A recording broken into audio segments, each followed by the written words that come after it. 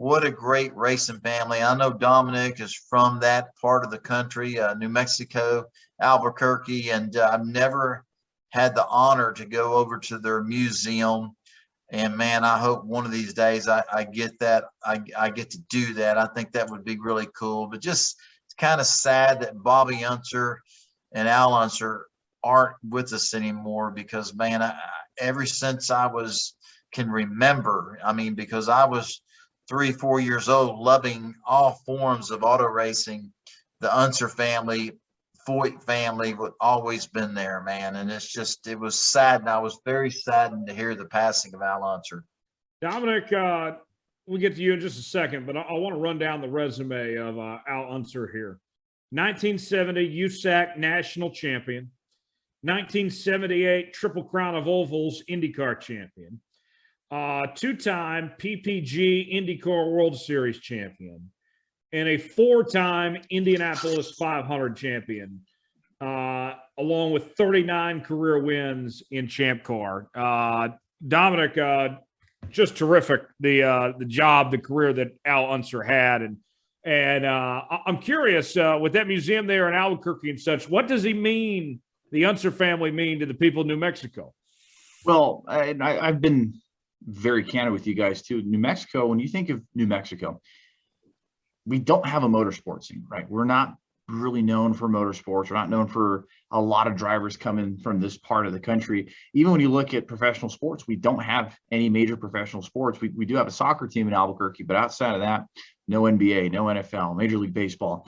So even the UNM athletics kind of take priority. But when motorsports does get associated with New Mexico, it's synonymous with the Unser family, Al Unser, Al Unser Jr., Al Unser III, Bobby Unser, all the Unsers, and that the racing museum out there in Albuquerque, New Mexico, 1 hour away from my hometown. It's very, very cool. They even have a street named after the Unsers on the west side of Albuquerque. But that museum, so awesome. There's race cars on the outside. There's a bunch of flags. You can tell it's like a racer's paradise when you pull up to the campus of the Unser Racing Museum and you go inside and there's fire suits. There's merchandise, there's memorabilia, there's even an IndyCar racing simulator at last check when I was there a few years ago. So there's so much. And David Swope, who's a big friend of the show and who's filled in on Let's Go Racing before, had a really good personal relationship with the Unsers. So yeah, it's really cool to see that even though our part of the country, our state in particular, really hasn't had a lot of motorsports connections,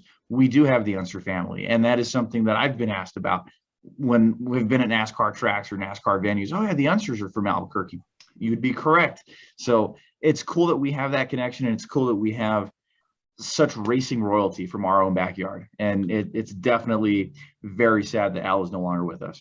Well, in the Unser family, I mean, with Al being right there and Bobby and company, I mean, we think about, when it comes to the families of NASCAR, David, the Petty or of motorsports, the Petties, the Andretti's, the Earnhardts, the Labanis, the Bushes, the Unsers are just right up there among the best of the best of those that carried on the legacy of motorsports of where it is today.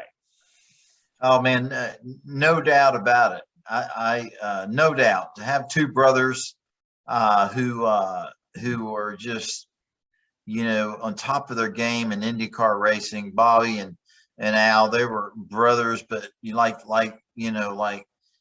any brother combination. Kyle Busch, Kurt Busch, fierce competitors, but a close knit family. And I just feel bad for Robbie Unser and Al Unser Jr. and just their whole family. I don't know them personally. I know Al Unser Jr., but I feel like Bobby and Al Unser were the rock of that iconic, legendary racing family. And it's just kind of sad that as time passes by, that you lose some of our superstars of our industry. You know what I mean? And it's just sad. But man, they did it right. That was for sure.